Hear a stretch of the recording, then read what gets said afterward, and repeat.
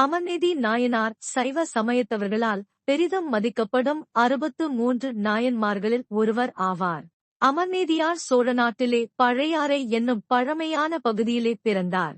சிவனடியார்க்கு பணி செய்வதையே தனது தொண்டாக கொண்டிருந்தார்.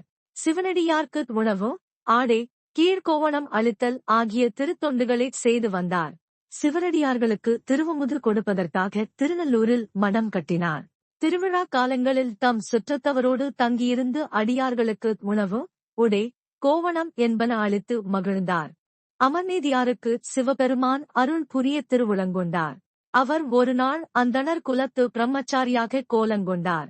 கையில் இருகோவணம் முடிந்த ஒரு தண்டுடன் கோவண ஆடையுடன் திருநல்லூரில் உள்ள அமர்நீதியார் மடத்தை அடைந்தார்.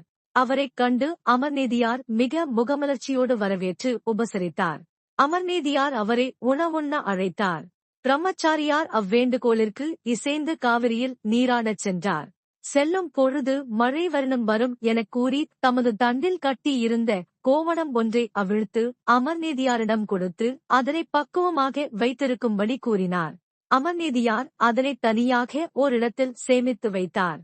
சிவனடியார் கோவணத்தை மறையும்படி செய்து மழையில் நனைந்தவராய் அமர்நீதியார் இருக்கும் இடம் நோக்கி வந்தார். அவரிடம்தான் கொடுத்த கோவணத்தைக் கொண்டு வருமாறு கூறினார். கோவணம் கொண்டுவரச் சென்ற தொண்டர் வைத்த இடத்தில் காணாது திகைத்தார்.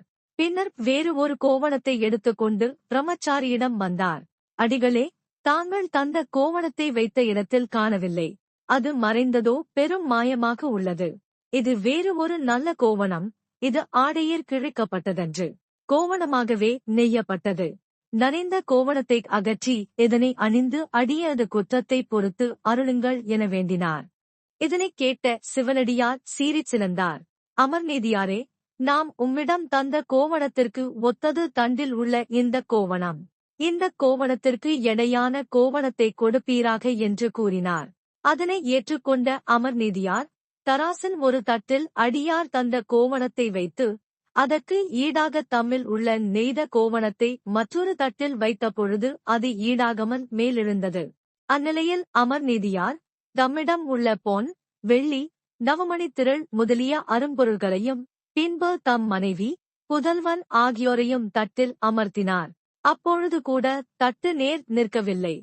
நாயனார், நாங்கள் இழைத்த அன்பில் இறை திருநீற்று மெய்யிடமை பிழைத்திலோம் என்றால் தராசின் தட்டு சமமாக நிற்பதாகுக என்று ஓம் நமச்சிவாய என ஓதித் தாமும் அதன் மேல் ஏறி அமர்ந்தார். அந்நிலையில் தராசு தட்டுக்கள் இரண்டும் சமமாய் நேர் நின்றன. அடியாராக வந்த இறைவர் திருநல்லூரில் பொருந்திய அம்மையப்பராகிய திருக்கோலத்தை அமர்நீதியாருக்கு காட்டியருளினார். அமர்நீதியாரும் மனைவியாரும் மைந்தரும் சிவலோக வாழ்வினைப் பெற்று இன்புற்றார்கள். இதுபோல ஆன்மீக தகவலுக்கு இந்த சேனலை சப்ஸ்கிரைப் செய்திடுங்கள். நன்றி.